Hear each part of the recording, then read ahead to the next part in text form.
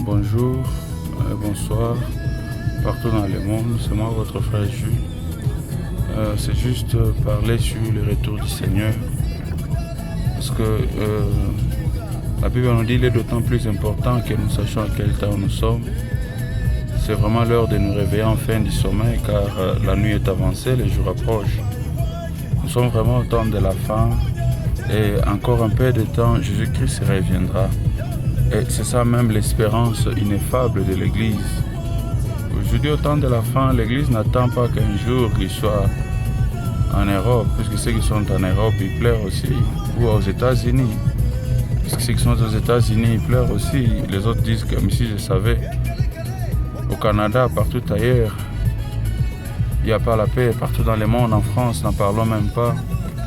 Alors pour vous montrer que on n'a pas les repos sur la terre, on aura les repos le jour où on va quitter la terre à la rencontre du Seigneur dans les airs. C'est pourquoi nous devons vraiment nous préparer, étant les enfants de Dieu, pour la seconde venue du Seigneur, puisque c'est ça ce qui est notre espérance. Nous attendons vraiment cela avec beaucoup d'espérance. La Bible nous dit que ceux qui espèrent à la seconde venue du Seigneur Jésus-Christ, il se purifie lui-même comme lui-même est saint. C'est pourquoi il est vraiment de notre avantage de nous préparer pour la seconde venue du Seigneur. C'est pourquoi j'ai toujours dit que la vie chrétienne est basée sur des promesses. Nous avons des promesses passées, qu'aujourd'hui l'Église n'a plus besoin de ça, telles que la première venue du Seigneur, dont la Bible nous a parlé, une vierge concevra, et la Vierge a conçu, et elle a enfanté l'enfant Jésus, il est mort sur la croix. Donc aujourd'hui, on n'a plus besoin d'un autre Jésus qui devait venir pour nous sauver. Alors là, c'était la première étape. La seconde étape, nous devons savoir qu'il y a encore des promesses qui sont en cours.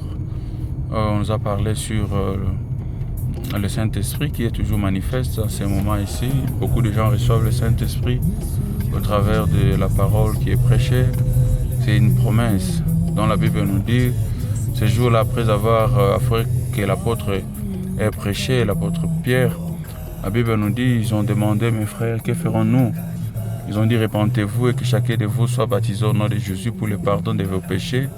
C'est alors vous recevrez les dons du Saint-Esprit. Car c'était une promesse,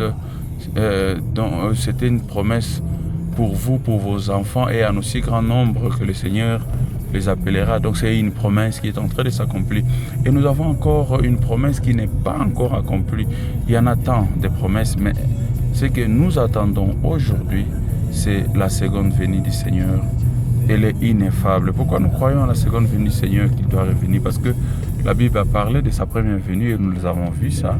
Et nous croyons aussi à la seconde venue que le Seigneur doit réellement venir. Et nous espérons et nous attendons cela.